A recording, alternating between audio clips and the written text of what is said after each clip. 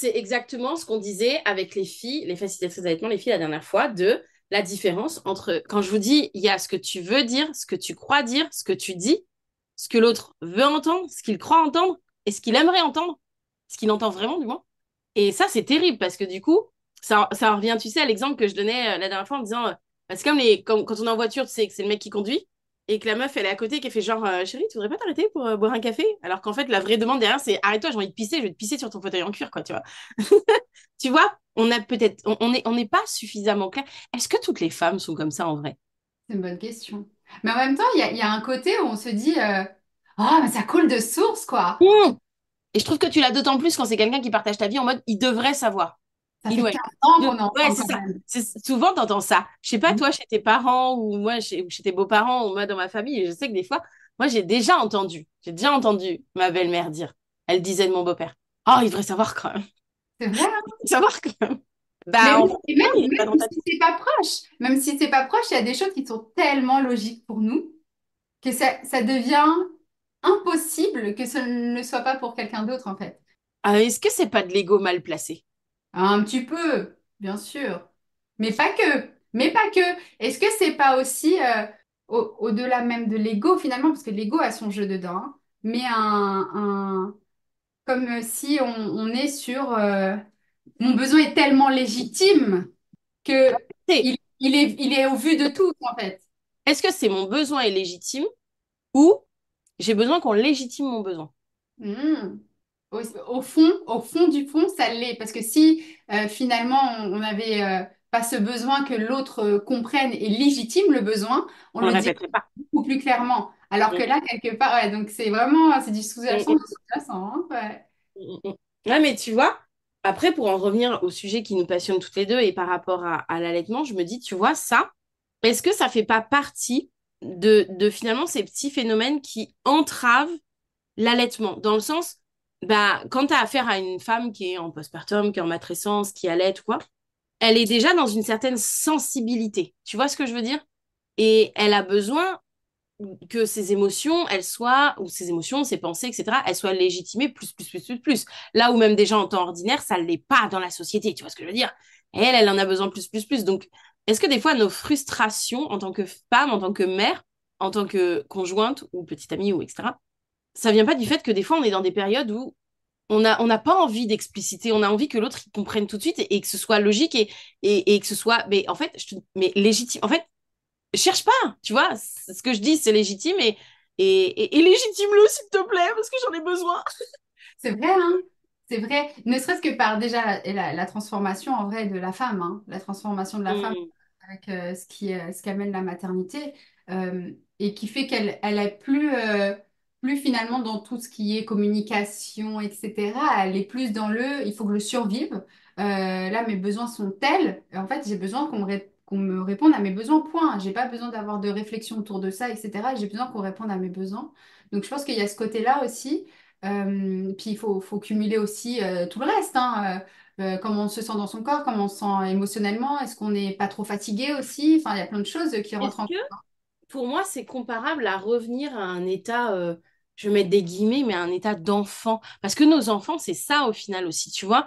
Ils nous demandent de l'attention, ils nous demandent qu'on comprenne presque, juste ils nous regardent, tu sais, on devrait avoir compris ce qu'ils ont envie de nous dire, la question qu'ils ont envie de nous poser ou le besoin qu'ils ont.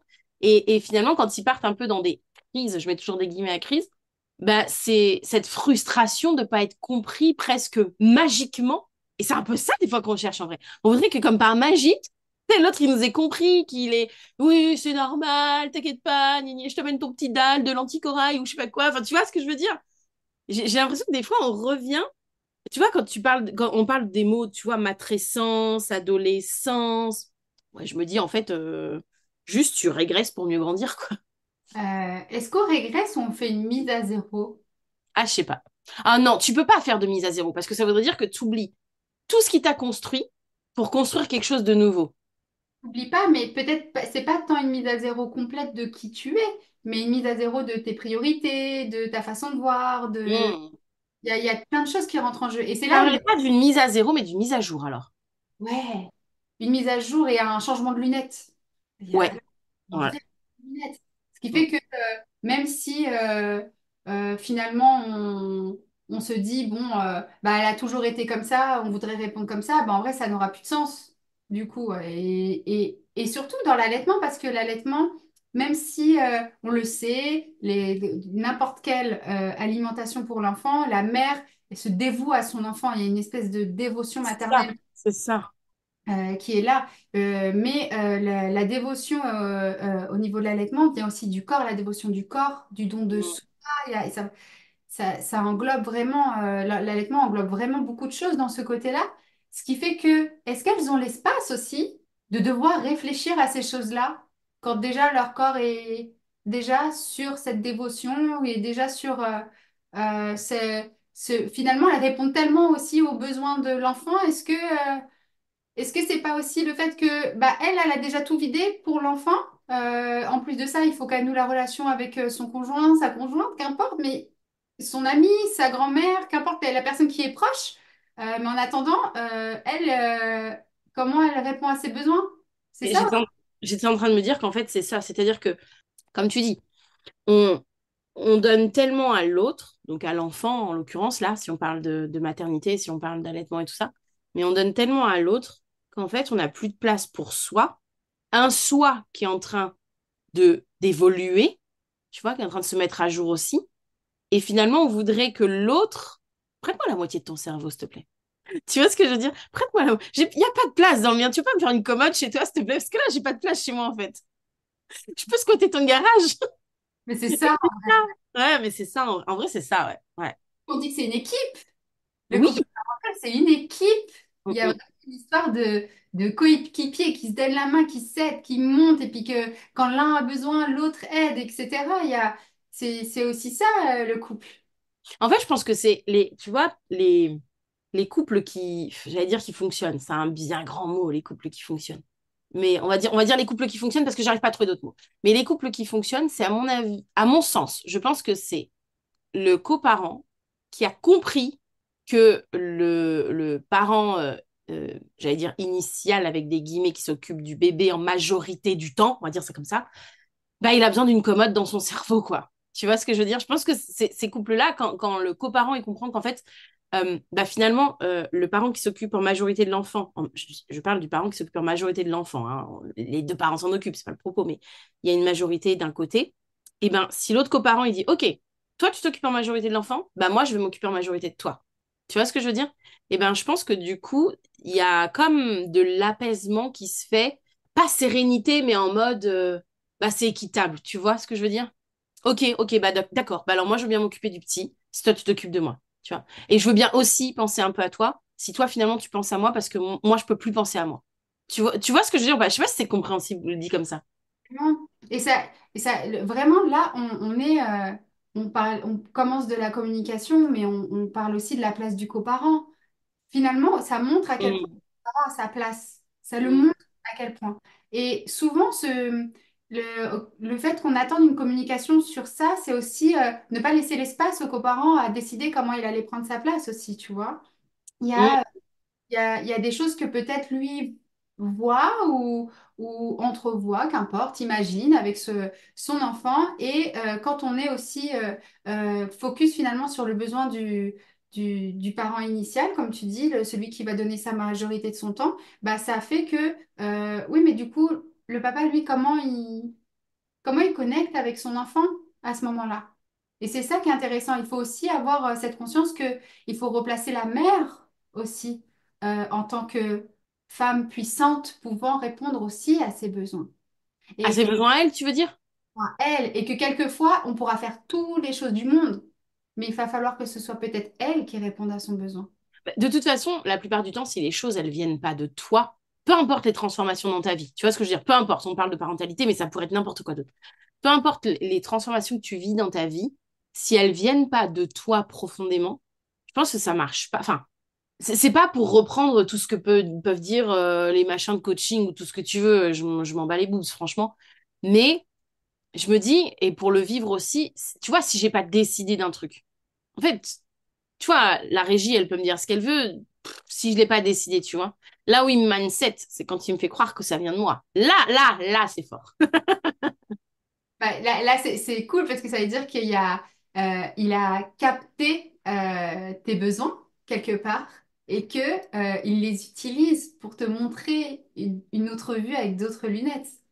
Ah, mais tu vois, ça, c'est bienveillant parce que tu te dis, si on pense comme ça, si tout ce qu'on vient de dire, on prend tout ce qu'on vient de dire, tu prends des couples où ça dysfonctionne. Ça peut être dangereux, mine de rien. Bien sûr, C'est pas pour ça qu'on a aussi du mal à exprimer nos besoins profonds, parce que finalement, c'est aussi faire preuve d'une certaine fragilité, d'une certaine perte de contrôle et de pouvoir que de dire à l'autre, j'ai réellement besoin de ça, et l'autre, il pourrait se servir de ton besoin pour t'anéantir quelque part. bien sûr, bien sûr. La base de la famille, c'est le couple. Mm, mm. Ensuite, bien sûr, quelquefois le couple ne fonctionne pas et on rebaptise les bases de la famille. Mais de base, la base de la famille, c'est le couple. Et il y a les fondamentaux, du coup, dans le couple qui sont bousculés. Le couple amoureux, on entend, pas le couple parent-enfant. Là, c'est... Après, il y a d'autres formes de famille. Aujourd'hui, on l'a vu, il y a beaucoup d'autres formes de famille, hein. On parle bien de la place du coparent, donc on parle peut-être plus facilement d'un couple qui s'est aimé et qui a procréé son enfant dans l'amour, etc. Et ce qui fait retentir beaucoup de choses en postpartum, bah, finalement, c'est la vulnérabilité que ça amène. Mm, mm. Oui, S'il n'y c'est a vrai, pas de vulnérabilité, il n'y aurait pas de transformation, hein. c'est sûr, c'est On serait sûr. sur du fer contre du fer et ça ferait ding ding, c'est tout. Ouais. Ça montre quand même, enfin, tu vois, on est en train d'en discuter et je me dis, mais ça montre à quel point je me dis la vache. Aujourd'hui, tu vois, je suis capable d'avoir ces conversations, d'avoir ces discussions, de réfléchir, de me poser des questions, d'entendre d'autres histoires différentes et tout. Et je me dis, mais bon sang, à aucun moment. Alors, je me dis, un, à aucun moment on est préparé à ça. Et deux, je me dis, à quel moment tu veux qu'on se prépare à ça, en fait? J'imaginerais même pas avoir ce genre de... Pour moi, ce serait lunaire, ce genre de conversation. Tu vois ce que je veux dire? Je sais Mais en pas même toi, mais moi, ça m'aurait paru lunaire d'avoir ce genre de conversation avant et de me dire, je te dis, oh, mais nimp, enfin, tu vois ce que je veux dire, oh, on est un couple, on a fait un enfant. Enfin, tu vois ce que je veux dire? Si on fait un bébé, c'est qu'on est solide. Enfin, tu vois? Il y a un temps pour tout. Ouais, Si on c'est vrai. n'a pas cette naïveté, on ne peut pas profiter non plus, hein. Si on doit se préparer à la guerre toute notre vie, on n'en profite pas non plus. Et encore, j'ai envie de dire, si on se prépare à la guerre, c'est que potentiellement il va y avoir une guerre, qu'elle soit pacifique, qu'elle soit plutôt Oui, peu importe, ouais. ou puissance phénoménale, que ça crie tout ce que vous voulez, baby clash, etc. Ça aussi conditionne au fait qu'il y a une guerre. Et quelquefois, ça se passe très bien, très très bien. Et quelquefois, la transformation du couple, elle est, et peut-être même que ça partait sur pas des bonnes bases, c'était compliqué, mais que finalement, la parentalité a révélé quelque chose. Et quelquefois, c'était des super bases avec beaucoup d'amour, etc. Et que la parentalité a révélé d'autres choses qui finalement font que bah, le couple ne peut pas continuer aussi. Oui, mais pourtant, quand tu entends les femmes et les mamans actuellement, elles te disent, j'aurais aimé le savoir. Et je te jure que ça me travaille cette question de, j'entends qu'elles auraient aimé savoir. Moi, perso, pas. Mais j'entends qu'on puisse se dire, j'aurais aimé savoir. Mais quand elles disent ça, tu vois, quand ces femmes disent ça, j'ai toujours envie de leur dire, mais tout ce qu'on est en train de dire là, tu crois vraiment que tu aurais été capable de l'entendre en fait avant? J'ai envie de leur poser la question, en vrai. Il y a des choses qu'on peut apporter autrement, ne serait-ce que par le fait d'apporter une ressource et qu'elles savent que si elles commencent à se poser des questions, qu'elles ressentent des choses ou que elles ont envie de se préparer autrement ou quoi que ce soit, elles aient ces ressources-là. C'est super intéressant parce qu'en vrai, c'est qu'une question de transmission. Si on se retrouvait Oui. dans des familles qui vivaient ensemble et qui pouvaient voir l'évolution d'un couple avec son oncle, sa tante, sa cousine, son cousin, sa grand-mère, son grand-père, et encore une fois, il y a la maturité qu'on a avec l'âge qui vient aussi, qu'on prend ensemble, n'est pas la même que quand ça fait très peu de temps qu'on est ensemble. Et il y a des choses que on visualise finalement, des petites phrases, des petites leçons de vie qu'on peut nous apporter, et on n'est pas obligé d'apporter la totalité. Par contre, ils peuvent savoir que, eh ben, s'il y a quelque chose, elle sait que sa tante, quand elle a eu son enfant, on a vu que franchement, elle a travaillé sur elle, elle a travaillé sur son couple. Ils ont vraiment essayé de se souder et d'être une équipe, etc. Et moi, je sens qu'avec mon mari, vraiment, je perds cette notion d'équipe. Peut-être je vais aller voir ma tante, je vais lui poser la question. Et en fait, c'est juste finalement d'avoir la ressource à ce moment-là fait aussi qu'on le vit aussi d'une manière différente parce qu'on fait des choix pendant ces moments-là. Ça me rappelle le fait que, par exemple, moi, je me souviens, euh, j'ai observé des choses, dans ma famille, tu vois, suivant les membres, suivant les parentalités, suivant... J'ai vu des comportements, j'ai entendu des choses. Et c'est vrai que des fois, moi, je me souviens, quand j'étais enceinte, qu'on s'est dit, ah non, mais ça, on le fera pas, ça. Ah Et oui. en fait, peut-être que... Ou ça, on le fera, tu vois. À l'inverse, hein, aussi, hein, ou ça, on le fera, tu vois. Et je me dis, peut-être qu'en fait, t'es pas prêt à entendre tout ça. Par contre, t'es prêt à analyser dans ce que tu as observé de ton entourage, ce qui te conviendrait ou ce qui ne te conviendrait pas. Ce que tu penses théoriquement qui te conviendrait et ne te conviendrait pas, à ce moment-là, je précise. Parce que, par exemple, il y a eu de l'allaitement très long autour de moi dans notre famille commune avec la régie.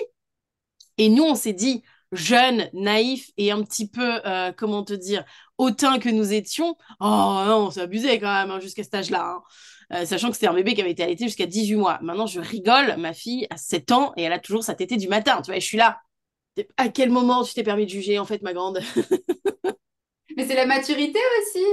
Oui, ouais. C'est la maturité, et c'est le fait que tu es aussi, au-delà même de vivre hein, l'expérience de l'allaitement, tu l'as aussi façonné par les écrits que tu as pu lire, par les conférences que tu as pu suivre, les témoignages des autres mères, etc. Donc tu as façonné finalement cette image de l'allaitement que tu avais de base. Tu l'as façonné autrement en fait au fur et à mesure. C'est comme une œuvre que finalement on rajoute de la couleur et un trait par-ci, un trait par-là. Et même on le voit avec finalement l'éducation, et une des phrases qu'on connaît tous, c'est avant d'être parent, j'avais des principes. Bah, c'est la même Oui, chose. ouais. En vrai, ça revient à la même chose. Tant que on n'est pas dedans, on ne peut pas savoir déjà qui on sera à ce moment-là, parce que la personne qu'on est avant la grossesse, après la grossesse et même 2 mois après d'allaitement, c'est pas la même personne que vous serez au moment où vous allez prendre toutes les décisions. Et ça t'impose aussi, tu sais, on parle souvent du deuil du bébé idéal. Et en Oui. vrai, je crois que dans cette histoire de devenir parent, il y a le deuil du bébé idéal, mais il y a aussi le deuil du parent idéal. Mhm. Moi, je sais que je me suis énormément désillusionnée sur la mère que j'allais être en vrai, quoi. Parce que bah, ça, peut-être, je voulais pas le reproduire, ça, je voulais faire mieux, ça, nanana. Et qu'en fait, je me suis retrouvée comme une vieille merde. Et il y a des trucs que j'ai refaits et que je voulais pas refaire. Et tu culpabilises et t'apprends à être bah, bienveillant envers toi-même, à te dire, ouais, non, mais ok, mais en fait, t'as fait comme t'as pu, ma poulette. Enfin, et des fois, je trouve aussi que tu remets en perspective l'accompagnement que toi-même, tu as. Alors, je déteste parler d'éducation. L'accompagnement que toi-même, tu as eu en te disant, bah, en fait, ce parent-là, il a fait comme il a pu. Hein. Quand je vois comment j'en chie, tu vois, je me dis, bon, en fait, il fait comme il a pu.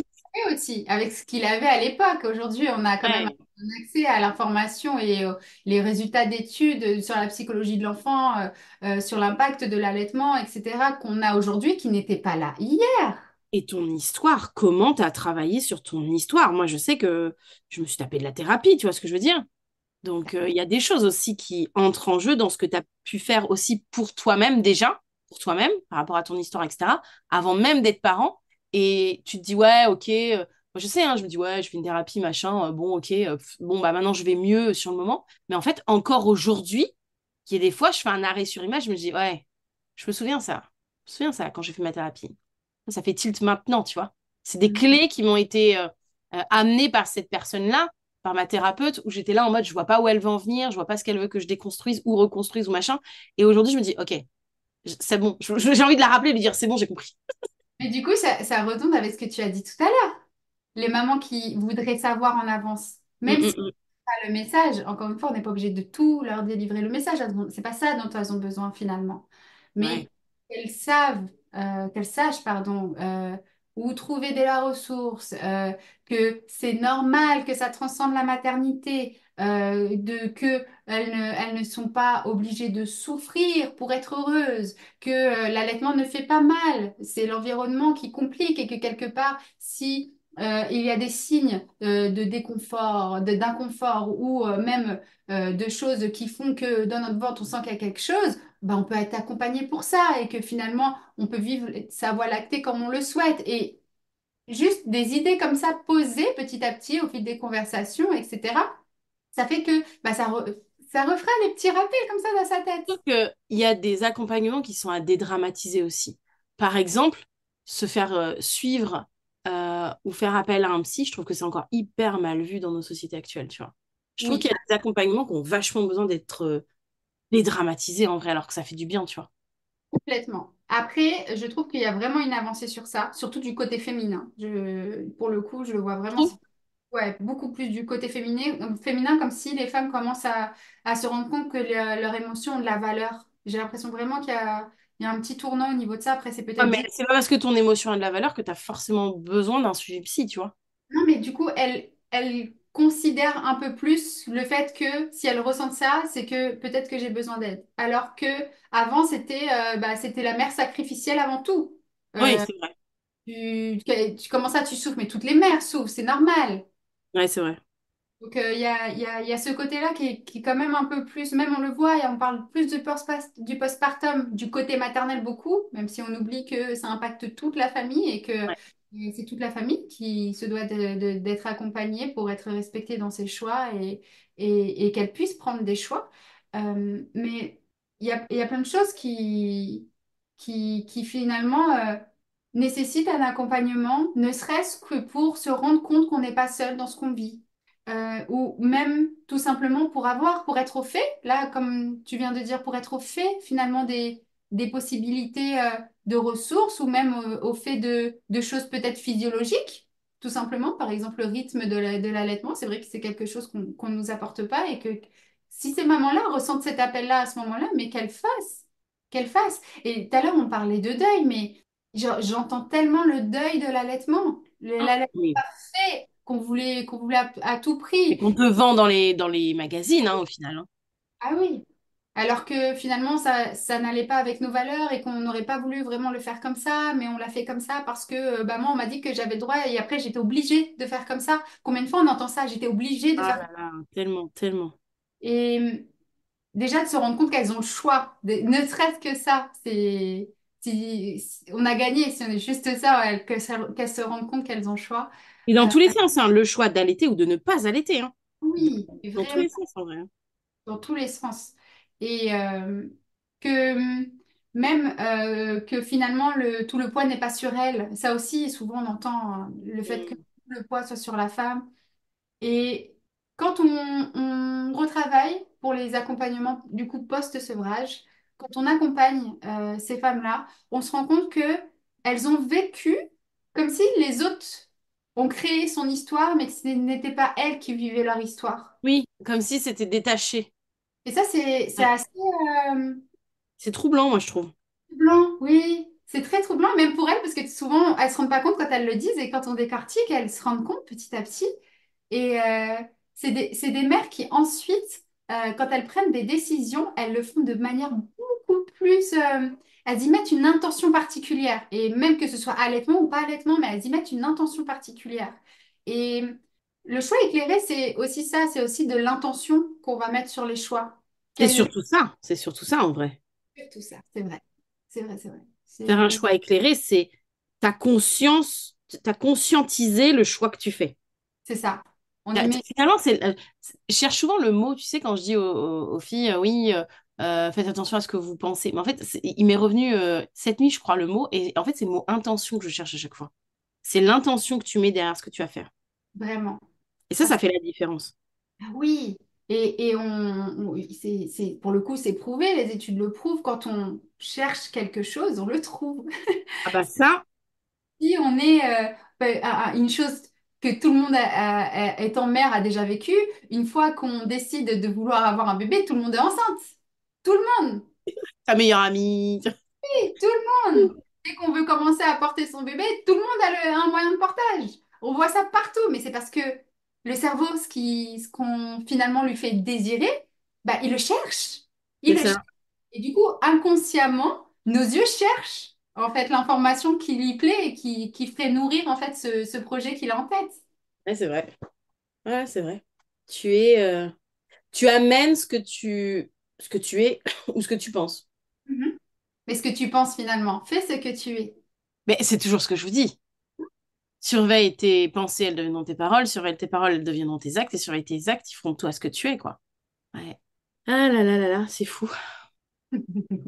Non, mais on est est-ce qu'on pourrait se préparer à un tel voyage? Je me dis, c'est tellement, genre, te préparer pour le Mont Blanc à côté, ça me paraît facile, tu vois ce que je veux dire? Moi, je suis toujours dans on peut finalement ne pas vivre son voyage parce qu'on nous a dit que le voyage était comme ça. Et finalement, c'est vraiment la vérité, c'est que c'est l'accompagnement qui doit être compris pour pouvoir vivre sa voie lactée. Après, moi, j'ai la sensation que quand tu prépares trop un voyage, et je vais faire le parallèle parce que j'ai des amis qui font le tour du monde, tu vois. Et j'ai d'ailleurs eu ma meilleure amie au téléphone ce matin. Et en fait, c'est vrai que je m'aperçois dans ce qu'elle me raconte et tout, que le fait que le dernier voyage qu'ils ont entrepris, il soit pas préparé, ils savent où ils veulent aller, ils savent ce qu'ils veulent, en gros, les contrées qu'ils veulent visiter, mais où ils vont dormir, comment ils vont manger, tout ça, c'est pas préparé, tu vois. Et j'ai la sensation que ils vivent un meilleur voyage que le précédent où ils avaient vraiment genre préparé toutes les étapes et où ils ont eu des déconvenues et où ce qu'ils avaient trouvé ça correspondait pas à ce qu'ils avaient cherché, nanana. J'ai l'impression qu'ils kiffent plus celui-ci. Enfin, tu vois, il y a une vivance qui est beaucoup plus transcendante dans celui-ci que dans celui qu'ils avaient plus préparé. Et des fois, j'ai l'impression que quand tu prépares trop quelque chose, eh ben, tu te désillusionnes aussi énormément en réalité. Et donc, bah, tu vis plus le voyage. Tu vis les difficultés. Tu vois ce que je veux dire? Et même si tout se passe exactement comme tu avais prévu, Il n'y a pas de est-ce que surprise. tu vis vraiment? Bah non. Cherche la prochaine étape, puis il faut dire, là, on a passé cette étape, ok, c'est quoi la prochaine? Et puis, À la pour limite, j'ai envie de te dire que dans ce cas-là, tu te laisses porter, mais tu vis pas réellement l'aventure. Alors qu'il y a tellement de clés, surtout dans les voyages, comme dans tout voyage. Il y a tellement de clés qu'on a parce que ce jour-là, bah, je savais que je devais avoir le train à telle heure, mais que je me suis arrêtée et que j'ai parlé avec une dame qui vendait Mais un, trop. des fruits sur le bord de la route et elle m'a fait venir chez elle. J'ai passé 2 jours chez elle et elle m'a montré des choses de la culture que j'aurais jamais pu voir. Et il y a tellement de clés qu'on peut avoir finalement dans l'inconnu que notre cerveau n'aime pas du tout. D'où le fait de vouloir contrôler constamment, hein. Notre N'en cerveau n'aime parle pas à mon cerveau, n'en parle pas à mon cerveau, rien que de le dire, il est en PS. Mais du coup, oui, il y a ce côté-là aussi de finalement se laisser porter, mais euh, dans la vie, dans ce qui se passe, en étant observateur de ce qui se passe et d'en profiter, de devenir acteur finalement dans cette observation. Mais on ne le peut pas si on a plein d'idées en tête et qu'on nous dit non. Une idée toute simple, quand on reçoit notre bébé, Ouais, bébé arrive, on le reçoit sur cette terre, on le prend comme on nous a dit qu'on devait prendre l'enfant. c'est vrai. Alors que si on ne nous le dit pas, on le voit, les mères le font instinctivement en fait. Même celles à qui on n'a rien dit, elles ont un instinct de vouloir placer d'une manière leur bébé, etc. Alors que même, ben, et là pour les débuts d'allaitement, on verra ce que tu me dis, mais pour moi c'est vraiment ça à chaque fois, c'est même si c'est pas confortable, c'est comme ça qu'on m'a dit, donc je fais comme ça. Ça me rend folle, ça. Ça rend fou. Ça Et rend comme fou. tu le sens que ça te fait pas du bien. Mais non, non, c'est comme ça, donc je dois le faire comme ça alors que je suis pas bien. Ouais, mais ça revient à l'injonction que tu disais tout à l'heure et qui en dit long, sois belle et tais-toi, en fait. Fais ce qu'on te dit et tais-toi, en fait. Ça te convient pas, ta gueule.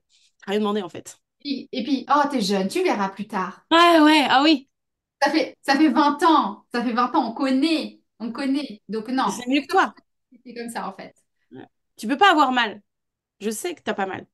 Quelle horreur, en vrai.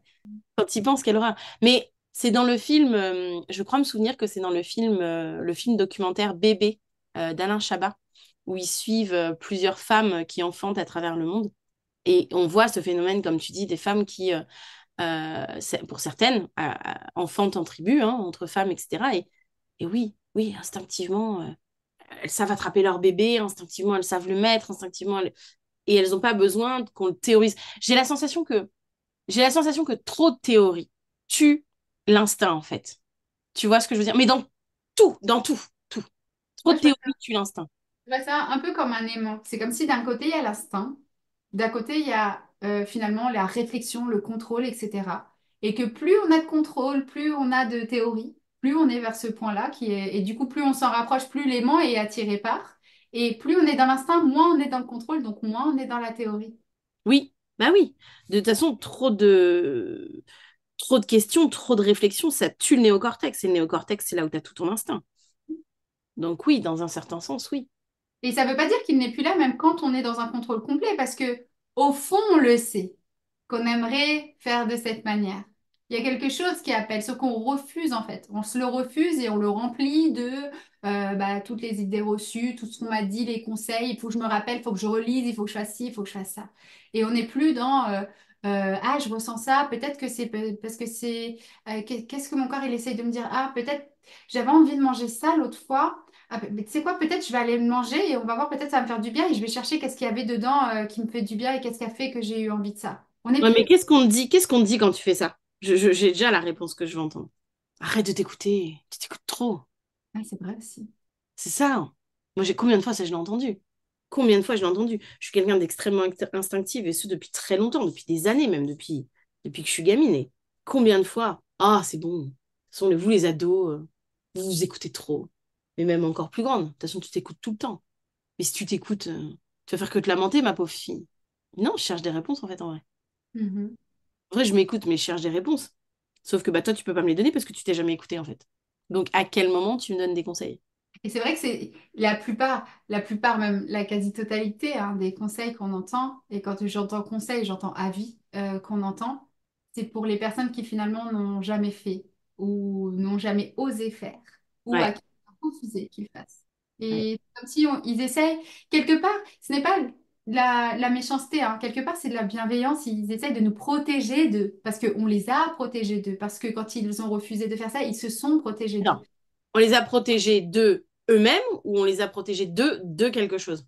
Bien sûr, de quelque chose. Oh, Ouais. bien Ah oui. sûr, bien sûr.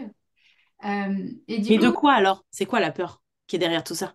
bah, de perdre le contrôle. Et le contrôle de quoi? Sur qui? J'ai Bah, même envie de dire sur qui, tu vois?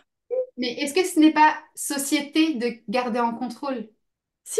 Si, si, concrètement, si. Bah si tu as quelqu'un sous contrôle, si tu peux le contrôler, c'est le cas de le dire. Et donc il fait ce que tu attends de lui, quelque part. Donc on nous éduque à ça en vrai. C'est pour ça qu'on nous éduque. On On nous nous apprend est... Ouais. on nous élève pas à finalement être dans le ressenti, dans le qu'est-ce qui te fait vibrer, comment tu peux apprendre, quelles sont les choses qui te facilitent, etc. On nous amène pas du tout à ça. Tu comprends pas? Mais c'est parce que t'es bête. Oui, t'es lente. C'est ça, tu es lente. Et ça me fait penser à une illustration que j'avais vue il y a un moment. Je ne sais pas si tu l'as déjà vu, mais à mon avis, tu l'auras déjà vu. C'est un examen qui est donné dans la savane. Il y a un éléphant, un lion, une girafe, un singe, et on leur dit il faut monter à l'arbre pour avoir Ah l'examen. oui. Et en passant, Mm. et on le voit en fait dans cette image que finalement, ils ne pourront pas tous monter aux arbres, mais c'est parce qu'ils sont tellement différents qu'on ne peut pas être sur un examen finalement qui valide la totalité des gens. Ce n'est Non. pas possible. Et ben, c'est un peu la même chose dans le cadre qu'on donne en fait. Même si j'entends aussi le fait que c'est difficile aussi l'inclusion totale. C'est très difficile. Le cas par cas. Ben oui, le cas par cas, c'est très difficile. Mais on peut mener à faciliter ceux qui finalement n'entrent pas dans ce processus-là. S'ils ils y entrent et qu'ils arrivent à s'adapter et qu'ils arrivent à finalement euh, développer leur soi, et ben, qu'ils y aillent quand bien leur fasse. Mais que ceux qui n'y arrivent pas puissent avoir une réponse en fait adéquate derrière. Et C'est ne pour soient pas nécessairement stigmatisés. exactement. Et là, on parle de ça, mais l'allaitement, c'est pareil. C'est pareil. Les femmes qui arrivent à allaiter, ah bah, ah oui, vous arrivez à allaiter, c'est génial. La chance, la chance. Ah, vous avez de la chance. C'est ça. Alors que celles qui n'y arrivent pas, oh, c'est pas pour vous alors. C'est Ouais, c'est pas ça. pour vous. Et en fait, c'est vraiment ça. On n'est plus dans l'accompagnement, on est dans des cases et on essaye de rentrer tout le monde dans les cases, tout simplement. Sauf que ça ne fait pas sens. Parce que Et non. les cases qui sont existantes, elles peuvent, bien sûr, correspondre à des personnes, mais elles ne peuvent pas correspondre à tout le monde. Et le problème des cases existantes, c'est qu'elles sont existantes depuis un certain temps et qu'elles ont été construites à une certaine époque pour une certaine population avec certaines avancées sociétales qui, en fait, qui ne sont pas forcément celles d'aujourd'hui. En fait, elles sont en retard. Carrément. Et en plus de ça, il y a le côté, je sais pas comment ça se passe dans d'autres cultures, donc je m'avancerai pas, mais il y a le côté très français. Dès que tu veux faire un changement, le français étouffe, il suffoque. Un changement, quoi? Quelle horreur! Comment ça, la baguette est passée de 15 centimes à 10 centimes? Mais ça ne va pas, non? Et c'est vrai que pour le coup, on le voit même dans la façon de gouverner, on voit que bah, ça ne fonctionne plus pour une partie de la population, mais on va le tenir, on va continuer, on va tenir le coup. Tu vois, on le sent que le fait qu'on n'aime pas changer, hein. On le sent Et beaucoup. les gars, les dernières personnes qui n'ont pas voulu changer, il me semble qu'il n'y en a pas deux, trois qui se sont fait guillotiner dans l'histoire. Je sais pas, mais bon, Par non? et finalement par le peuple qui n'était pas d'accord, hein, donc voilà. Je Pour le sais coup. pas, on doit avoir une mauvaise aussi mémoire du passé, je pense. Bon, qu'est-ce qu'on en fait aussi de la mémoire du passé, hein? Ouais, Oui, c'est aussi aussi. ça, hein. C'est aussi ça. Mais et D'ailleurs. d'ailleurs, dans la mémoire du passé, il y a aussi le fait que l'ancienne génération, quelque part, essaye de transmettre ce qui a fonctionné pour eux. Oui, c'est en ça où tu disais que c'est pas malveillant, finalement. C'est C'est pas vrai. bien, mais c'est déconvenu. Ah, disons qu'on a l'être humain a une capacité d'adaptation, mais parfois j'ai l'impression qu'on a une capacité d'adaptation qui est plus lente que les changements qu'on vit. Bah oui, mais ça, c'est normal. C'est comme l'évolution. Il y a besoin d'énormément de temps pour que le corps comprenne, inscrive et fasse. Ça Non, mais j'ai fait. l'impression qu'au moment où tu as compris ces changements-là, ça a déjà changé. Ah oui, aussi. Donc ça va tellement vite en vrai que est-ce parce que je me dis tout ce qu'on dit là sur les anciennes générations et tout. Mais demain, nos enfants, ils ouvrent un podcast, ils disent la même chose en vrai. Rien de nouveau sous le soleil. Ouais, ouais, ouais. Et c'est nous qui passerons, tu vois, pour des vieux qui s'adaptent pas, qui, tu vois ce que je veux dire? Et même peut-être qu'ils reviendront, ça redeviendrait quelque chose qui fonctionne peut-être demain de revenir à cette méthode-là. De mettre des cases et de mettre tout le monde dedans et ceux qui sont pas contents. Ah, je sais pas, je pense pas. Moi non plus, hein, mais bon. J'espère pas non plus pour nos enfants, en toute franchise. Ça, dans les films futuristes, c'est un petit peu ce qu'on voit, hein. Ouais. C'est chaud de se dire que les choses, elles évoluent plus vite que nous. Mhm. Et en même temps, tant mieux. Oui, en même temps, tant mieux, mais je me dis, est-ce qu'il y a un moment donné où on va arriver à, à être sur un pied d'équité et non pas d'égalité avec, enfin les deux d'ailleurs, avec les avancées qu'on vit? En fait, ça dépend comment on est forgé. Si on est vraiment adaptable, ça va pas être un problème finalement que ça aille vite. Alors que si on a des fondamentaux qui sont soudés au sol, qu'on ne veut pas bouger, le changement, même si on le voit même d'un bon œil, hein, nos fondamentaux vont nous tenir les pieds en Ouais, fait. mais tu admettras que même parmi, tu vois, j'en reviens, ça me fait penser à la matrescence. On en parlait il n'y a pas si longtemps que ça, de la scission qui se passe au moment où tu deviens, tu es une jeune fille, une jeune femme, et tu deviens mère, d'accord? Et il y a tout ce que attend de toi et te demande la société, et tout ce que toi tu ressens instinctivement, et que, ben, si tu n'as pas cette capacité d'adaptation rapide, tu vas te battre beaucoup plus longtemps avec toi-même. Alors que si tu as une certaine capacité d'adaptation, finalement, tu vas prendre un parti ou un autre. Le parti de te dire, ça de la société, ok, je veux bien, je le prends. Ça, allez vous faire voir, je le prendrai pas. Et moi, je resterai comme ça et je ferai comme ça. Et t'as des personnes pour qui ça va être beaucoup plus long. Et je l'ai dit et je le redis, je suis quasi sûre que dans les dépressions postpartum, une des choses qui se joue, c'est cette impossibilité, cette incapacité, ce manque de flexibilité, d'adaptation à réunir ces deux pans-là de nous-mêmes et à les réconcilier en mode, les gars, on peut cohabiter ensemble en fait. Arrêtez de vous énerver. C'est fou. Mhm. Je suis sûre qu'il y a de ça. Je dis pas que ça expliquerait toute la dépression du postpartum. Attention, je serais bien loin de me garder de tout expliquer de la dépression du postpartum. Mais je me dis, ça doit jouer. À un moment donné, ça doit jouer.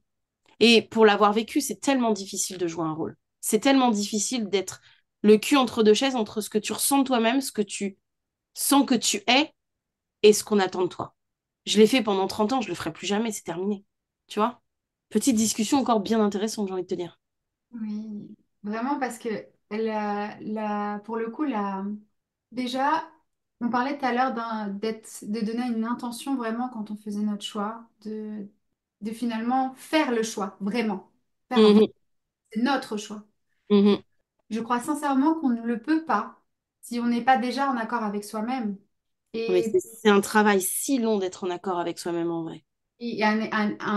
on le sera toute notre vie, parce qu'encore une fois, on ne l'est pas la même aujourd'hui que celle qu'on sera demain, que celle qu'on était hier. C'est ce que j'allais Mais dire. le jour J, quand on prend la décision, on soit en accord avec soi-même et qu'on ne le fasse pas pour l'autre, mais que c'est vraiment un choix de notre part. Déjà, ça permettrait de vivre finalement son allaitement de manière beaucoup plus sereine, beaucoup plus calme, parce qu'on sait pourquoi on a fait ces choix-là, parce que on est convaincu de ce qu'on est en train de faire, du bien qu'on est en train de faire. Mais ça revient vraiment à ce qu'on disait un tout petit peu plus tôt, c'est ça tiendra pas dans le temps. Non. Ça tiendra pas. Qui peut faire semblant d'être un personnage tout le temps? Des fois, on est fatigué, des fois, on est Ça malade. s'appelle la schizophrénie après à un moment donné. C'est une maladie mentale, hein, les gars. Au bout d'un moment, voilà, il faut. Non, mais c'est vrai. Si vraiment vous êtes à l'aise avec ça, c'est pas normal. C'est pas normal. Mais vraiment, poser un personnage, il faut avoir beaucoup d'énergie pour le faire parce qu'il n'a pas vos codes, il n'a pas votre voix, votre manière de parler, votre manière de faire, votre manière de réfléchir.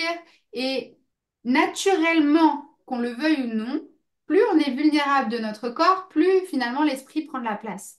Et à ce moment-là, on ne peut plus être maître de notre corps. Ça veut dire que si demain on fait semblant d'être quelqu'un qui se tient très droit, très beau, très élégant, si en fait toute la journée on a le dos voûté et qu'on se tient vraiment le dos tout rond, la tête en bas, et ben au bout d'un moment, avec la fatigue, dans une journée par exemple, je sais pas, vous faites un salon et pendant toute la journée vous êtes debout, au bout d'un moment votre dos il va tourner. Parce que Mm, votre corps va être fatigué et il va plus vous écouter en fait. Il va faire sa life. c'est vrai. Donc, ça sert à rien, en fait, finalement, de combattre ça. Alors que si on prend conscience de ce que nous-mêmes, notre nous, essaye de nous dire, on peut jouer aussi avec ça. Si on est OK d'être sur les cartes de la société, mais que on a vu nos cartes, on peut comprendre ce qui va passer ou ce qui va pas passer. Et on peut s'éviter bien des chagrins, bien Tellement. Tellement. tout en suivant les valeurs qu'on a choisies, hein. Ou Mais tu peux aussi te dire que je vais mettre des guillemets, tu joues ce rôle-là sur le temps donné que tu as décidé. aussi, bien sûr. Parce que il est évident qu'on ne peut pas être toujours la même personne. Toi et moi, on en a déjà discuté super souvent, mais tu peux pas être la même personne quand tu es dans un espace public, tu peux pas être la même personne quand tu es en privé avec tes enfants, ton conjoint, ta conjointe. T'es pas la même personne quand tu vas voir ton médecin, t'es pas la même personne. Toutes ces personnalités-là, elles coexistent en toi et elles cohabitent en toi en permanence. Par contre, tu peux te dire, bah ok, comme tu dis, ok, là j'ai le salon de 9h à 17h, bah je vais tout donner. Je sais que quand je suis dans des espaces publics et que je rencontre du monde, bah je suis plutôt comme ça, je suis plutôt enjouée, je suis plutôt souriante, mais ça me demande quand même beaucoup d'énergie, etc. Et je vais rentrer ce soir, tu sais quoi? Je vais enfiler mon pilou, je fais un câlin et je vais dire à mes gosses, chut, chut, on parle demain les enfants. Demain on parle. Me touche pas, me touche pas. Un peu plus. Ça, ça, Mais ça. c'est OK. En vrai, c'est OK parce que tu sais que tu as fait un choix en conscience avec toi-même, en conscience avec, tu te dis, OK, voilà les règles du jeu. Je sais que je suis comme ça quand je suis dans des espaces publics ou en représentation ou en machin. OK, OK.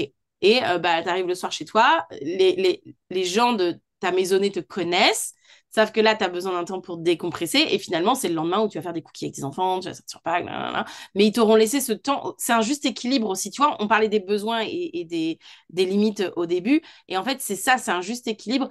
Euh, et je vais sauter du coq à l'âne. Ça rejoint ce qu'on disait au départ, c'est-à-dire qu'au final, si. C'est pour ça aussi qu'on s'attend à ce que l'autre nous comprenne. Parce qu'en fait, ils nous connaissent quand même un peu.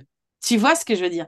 Parce que Hmm. si on reprend cet exemple de t'as passé ta journée sur un salon ou t'as passé ta journée au boulot avec Marie-Chantal de la compta qui t'a cassé les boobs pendant toute la journée, tu vois, ton conjoint, tu vas rentrer, il sait, il connaît, tu lui as parlé de tes conditions de travail, bah peut-être ce soir-là, il t'aura préparé le repas, peut-être ce soir-là, il aura couché les enfants avant, peut-être ce soir-là, tu vois. Et donc, je crois que finalement, si, c'est le fait qu'il y ait quand même cette connaissance de l'autre qui fait que, eh ben, quand on est dans un moment de transcendance comme la maternité, comme d'autres trucs, on se dit, mais bon sang, s'il est capable de savoir que je passe une mauvaise journée, il me fait un petit repas quand je rentre. Pourquoi là, on a eu un enfant, pourquoi là, il fait pas ça? C'est une Ça, adaptation. Une énergie aussi, hein. L'adaptation à une énergie et les limites de la liberté de l'autre. Si on se retrouve face à quelqu'un qui est très introverti, alors qu'au fond, on est très extraverti, on va pas lui sauter dessus, etc. Alors qu'on voit que la personne, ça la met mal à l'aise. Il y a aussi ça, hein. Il y a aussi ce côté-là. Et l'énergie qui se passe dans la vulnérabilité, c'est une énergie extrêmement puissante, extrêmement intense qui peut finalement mettre l'autre face à un sentiment d'incompréhension ou même de peur quelquefois. Quelquefois, les coparents, ils ont peur, hein. Même Mm. les mères, elles-mêmes ont peur d'elles-mêmes. Mais tu te redécouvres, hein, parce que Oui. tu te connaissais en tant que toi-même célibataire. Après, tu t'es appris en tant que toi-même couple. Et maintenant, il faut que tu t'apprennes en tant que toi-même euh, couple, parent. Il faut, en plus de tout ça, il faut que tu fasses le travail de connaître l'autre aussi, de le redécouvrir, voire même de, de le découvrir tout court en tant que l'autre parent. Tu vois? Mhm. C'est chaud, hein. Et encore une fois, on parlait du fait que bah, ça fait des profils en plus qui, qui naissent et qui vont encore une fois cohabiter à l'intérieur de nous. Parce que c'est sûr que quand tu sors en couple parental, bah, t'es pas le même couple que quand tu sors en couple. Juste, vous êtes tous les deux sans enfants en vrai. Carrément. Là, c'est un super exemple, carrément. Même ça, Et puis, on n'a pas la même manière d'allaiter chez soi que dehors. tellement, tellement. Et ton coparent, il peut être super à l'aise avec l'allaitement à la maison, il y a des invités à la maison, ça lui pose pas de problème. Par contre, vous sortez au parc, il est Mhm. plus à l'aise, tu vois. Bien sûr. On le Mais voit aussi. encore une fois, ça revient au fait que il faut, Non, j'aime pas, genre, tu donnes un ordre, mais calme-toi, t'es qui? Pas non. Mais c'est vrai que ça amène à réfléchir sur le fait que on est multiple et tout le jeu qu'on a à faire tout au long de notre vie, c'est d'accepter pas tous ces aspects-là de nous-mêmes et comment on va nous-mêmes vivre avec, cohabiter avec et comment on va gérer ça de manière générale dans notre vie en fonction des personnes qui sont en face de nous et comment on peut aussi se dire bah, je suis tellement multiple que c'est difficile aussi pour l'autre en face d'imaginer quel est mon besoin là tout de suite. Mhm. Mhm. Ah oui, Et je crois que c'est, comme tu dis, c'est un boulot qu'on fera toute notre vie parce que tu te découvres en tant qu'adolescent, jeune adulte, tu te découvres en tant que jeune femme. Il y a une découverte de toi-même quand tu as tes cycles, par exemple, quand tu as tes règles. Quand tu es une femme et que tu as tes règles, tu as une autre dimension de toi-même qui apparaît à toi-même, tu vois. Euh, Mère, mais un jour, j'ai l'espoir, j'espère, on verra ce que feront mes enfants, mais je serai peut-être grand-mère. Mais je devrais me découvrir dans ce rôle. Mon conjoint il m'aura connu maman, il faudra qu'il découvre la grand-mère. Moi, je vais découvrir quel grand-père il va être. Et le couple de grands-parents en réunion de famille, ce sera pas le couple parental qu'avec nos enfants, ou ce sera pas notre couple, nous deux, aux Seychelles, sur la plage, en bikini. Oui, je serai en bikini quand j'aurai 90 balais, celui qui a un problème, il se casse, il ferme les yeux. Et, euh, et encore une fois, tout ça, ce sera toutes nos dimensions, toutes nos couleurs. Et je veux dire, avec plein de couleurs, tu arrives à faire des trucs magnifiques. Il y a des arcs-en-ciel, les gars. Les arcs-en-ciel, c'est magnifique un arc-en-ciel. Il y a plein de couleurs dedans. Donc je me dis, pourquoi on peut pas être. Tu vois, on peut faire cohabiter toutes nos couleurs et en faire un tableau qui soit resplendissant, enfin, qui nous convienne finalement. carrément. Carrément. Et c'est aussi respecter, nous respecter nous-mêmes. Mm, mm. Accepter ça, tout simplement. Parce que le fait de prendre en compte le côté arc-en-ciel de soi-même, c'est prendre en compte les limites, les besoins, la personnalité, Voir. le pouvoir, la puissance, oui, toutes ces choses-là. Euh, Pouvoir finalement respecter tout ça et respecter le fait que, ah oui, mais moi, par exemple, quand je suis en présence de mes enfants, eh ben, je peux pas avoir trop de bruit autour parce que je me sens pas en sécurité et j'ai besoin que ce soit Mm, dans un cadre plus calme. Eh ben, ça permet de bien vivre les choses en fait et de vivre les choses en respect avec ses limites à soi. Alors que pour autant, vous êtes une personne qui pouvez sortir dans un bar, écouter de la musique à fond en buvant des margaritas avec votre conjoint. Donc, c'est aussi un respect du soi. Et quand on voit l'adaptabilité qu'on a avec l'autre, avec une autre personne, comment ça mm. se fait qu'on l'a pas avec soi-même? Toutes les choses qu'on donne aux autres, il faut aussi qu'on les apprenne pour soi-même. Il faudrait même qu'on se les applique à soi-même d'abord, en fait. Et oui. On, on, on vivrait tellement moins de trauma si on prenait soin de nous-mêmes comme parfois on prend soin des autres. C'est vrai, hein. Et ça montrerait même l'exemple. Ouais. Bah oui, à tes enfants déjà, j'ai envie de te dire. Oui, déjà, rien que ça, à tes enfants. Tes enfants, ton conjoint, tes parents, s'ils arrivent à voir tes parents que toi, tu laisses pas monter sur toi, mais que tu prends le temps de respirer, de te stopper quand ça va pas, etc. Bah, peut-être que même eux, ils vont se rendre compte que, ah, bah, peut-être quand j'ai vécu ça, c'est peut-être parce que j'avais juste besoin de me stopper et de se Mm. respirer aussi avec leur histoire à ce moment-là. On a du boulot, on a du pain sur la planche en tant qu'être humain, je me dis, tu vois. Mais on a du pain sur la planche en tant qu'être humain, et en même temps, nous qui avons cette conversation, tu vois, je me dis, on a du pain sur la planche en tant qu'accompagnante, ou en tant que formatrice, ou, tu vois, je dis, en fait, sur tout ce qu'on dit là, c'est applicable à tellement de pans de notre vie, qu'ils soient personnels ou professionnels. C'est des choses que dès lors que tu accompagnes l'humain, que ce soit de manière personnelle ou professionnelle, c'est des choses que si tu le sais, tu peux pas les ignorer. Mais tu sais, je pense qu'on en a conscience parce que c'est une des premières choses qu'on dit aux filles en vrai, hein. C'est vrai. Et à chaque rentrée de facilitatrice d'allaitement, on dévoile le voile sur C'est vrai. l'allaitement et on le dit, la transmission qu'on va vivre ensemble, déjà parce qu'on va la vivre ensemble, parce qu'elle nous apporte, rajouter énormément à nos nouvelles lunettes, notre façon de voir les choses, mais aussi de les appréhender, ou même dans certaines compréhensions, dans certains savoirs, quelquefois elle nous amène du savoir aussi. Et on leur dit, votre promo, c'est pas la promo d'avant et c'est pas la promo d'après. Ouais, tellement. Mais c'est tellement vrai, en vrai. On a conscience de ça en vrai. Et celles qui reviennent sur les promos précédentes, elles nous le disent aussi, elles le sentent. C'est un truc de fou. T'en as qui reviennent pour s'imprégner de ce qui se passe, finalement pour elles-mêmes aussi continuer d'évoluer, d'avoir d'autres regards, d'avoir... Et C'est même, fou. et même celles qui reviennent, elles ont souvent le petit mot pour dire, elles nous reconnaissent, mais en même temps elles disent, ah, il y a une évolution là dans la transmission, c'est énorme. J'ose pas, moi, j'ai pas mal le message du j'ose pas revenir, j'ai peur d'avoir manqué plein de choses. Hmm, Mais non, prends le train en marche. T'inquiète pas, ce que tu dois accrocher, ça va accrocher, et ce qui accrochera pas, et c'est pas grave en vrai. c'est ça. C'est marrant comment quand on parle de ça, je le vois sur nos visages, à quel point toi et moi on s'illumine, c'est un truc de fou. Mais parce que il faut le vivre pour comprendre. Des Oui, fois, on essaye de mettre des mots sur ce qu'on vit, mais ça ne montre même pas la moitié de la peinture. Et que on est tellement dans de l'humain à de l'humain que c'est énormément de, d'intentions, d'émotions, de mots, de partage, de richesse qui se met en place. Et on peut pas imaginer ça. On peut se dire, oui, mais ça va être cool, on va partager, etc. Mais on peut pas imaginer ce cœur à cœur qui se passe, surtout qu'on a l'habitude du cœur à cœur en présentiel, hmm, mais en virtuel, que ça se passe en virtuel. Les fins de transmission, mais j'en peux plus. Limite, on imagine tellement pas vivre ce genre de choses en virtuel en vrai. C'est vrai, hein, quand tu parles d'un événement virtuel, tu t'imagines pas du tout que tu vas vivre ce que nous on vit depuis presque un an maintenant. Et ça j'en avais même pas conscience au moment où tout ce projet-là il a commencé. Je pense que c'est pour ça aussi que j'ai des semaines où je m'accorde une pause, tu vois, entre les promotions et tout, parce que je pense que je réalisais pas ce que j'allais vivre. Je sais ce que je suis capable de donner. Je pense que j'avais pas conscience de ce que j'allais recevoir de moi-même et de la part des autres. Tu vois ce que je veux dire? Et encore une fois, mais je pense que c'est là aussi une histoire de feeling, de personnalité, etc.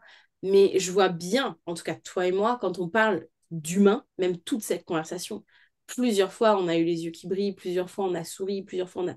Je sens que c'est être passionné par l'humain. Je m'aperçois vraiment qu'être passionné par l'humain, c'est pas donné à tout le monde. Et pourtant, il y a énormément de métiers où on s'occupe de l'humain. ah oui. Et je trouve que toutes les personnes qui travaillent à accompagner de l'humain ne sont pas nécessairement passionnées par l'humain. Et Ou donc par toute la complexité, à se poser des questions autour de l'humain, etc., etc. Comme on peut le faire à travers ce podcast, par exemple. peut-être qu'ils avaient cet amour de l'autre à revendre, mais qu'on leur s'y coupait les ailes. Il faut pas oublier Aussi, avec c'est la vrai. pratique. Et quelquefois, c'est aussi elles-mêmes, en tant qu'humains, qui avaient besoin de cet accompagnement en fait dans leur pratique, qui n'a pas été là et qui a fait que bah, leur pratique finalement est devenue une pratique sécuritaire pour Mm. elles-mêmes avant tout. Et ensuite pour les autres ou quelquefois pour les autres et que ça les a protégées elles-mêmes aussi. Donc, le mot passion, les passions, des fois ça vient, ça part. La Mais quand passion, c'est un fruit. c'est très bon d'ailleurs, C'est très bon. j'aime beaucoup ça. Euh, mais je pense que là, ce qu'on est en train de parler, c'est de la vocation en fait. Quelque chose qui retentit vraiment avec nos valeurs, avec qui on est, avec les aspirations qu'on a et qui prennent tout leur sens quand finalement on peut l'offrir à la personne pour laquelle c'était fait. Quelle différence tu fais entre passion et vocation alors? Pour moi, une passion, c'est quelque chose qui, sur l'instant, nous ramène des émotions positives, quelque chose qu'on a envie de nourrir de positif. Euh, Par exemple, j'aime lire, j'aime beaucoup lire. Dès que je commence un livre, j'ai envie de le finir, etc. Ça peut être une passion de lire. Ouais, j'allais dire, tu peux avoir une passion pour le tricot, mais ça va pas être ta vocation, quoi. Ça va pas être ta vocation. Ouais, Ta vocation, c'est quand tu le fais, tout a du sens. Tout le cheminement même de ta vie jusqu'à ce moment-là, ça a Mm, du sens. mm. Et dès que tu as trouvé ta vocation, va faire autre chose. Et Va c'est vrai faire... que tu dis ça là, au moment où tu le dis, je suis en train de revoir tellement dans ma tête là, en un zapping, genre zapping de l'extrême vitesse, c'est plein d'étapes que j'ai vécues, de choses que j'ai accompagné des amis de lycée, faire voilà, des démarches, des machins, et je me dis en fait, mais j'étais déjà dans le game en fait, les gars.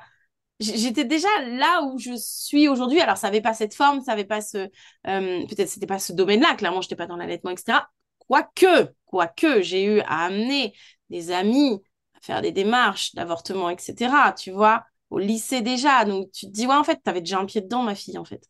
Ça t'appelait déjà, hein? Ouais, c'est dingue. Ouais, quand j'y pense. Quand j'y pense. Ouais. Ouais. Le public avec lequel j'ai un des publics, parce qu'il y en a eu plusieurs quand même, mais un des publics avec lequel j'ai le plus kiffé travailler, c'était les prostituées. Ah, tu vois? Incroyable, incroyable ce taf, incroyable. Et là, l'humain, tu peux, tu te le prends en pleine gueule, hein. Si tu veux pas le voir, il arrive à toi tout seul, hein. C'est un 36 tonnes dans ta tronche, hein. Alors là, oui, là, pour le coup, il y a pas plus bel exemple, là, pour le coup. On est dans l'humain, le respect de l'autre, le respect des libertés de l'autre aussi, le mélange des valeurs, La compréhension, la la compréhension de l'autre, oui, c'est et, énormément de choses. même au niveau des partages. Mm, Partage, c'est tellement des vies différentes. C'est... complètement, complètement. Ouais, c'est fou. Ouais. Eh bien, ma foi, j'ai envie de te dire, rendez-vous pour le prochain. Ouais, en plus, j'ai plus de tourtelle. La prochaine fois, j'en prends deux. Au moins. Ouais, non, mais faut pas que je boive trop de thé. Après, on me connaît, j'ai envie d'aller faire pipi. C'est pas possible. Déjà, là, j'ai pris la plus grande tasse. Faut se calmer. Bon, merci pour cet échange, ma belle. Et j'ai envie de te dire au prochain. Avec grand plaisir. Avec du chocolat. N'en parle pas. Ah, si tu me mets avec du chocolat, on en a pour 5 heures de podcast, hein. C'est vrai, c'est trop de réserve. On va rester avec vous tout le temps, du Ouais, matin au soir. c'est clair. Bon, des bisous et au Bisous. prochain. À bientôt.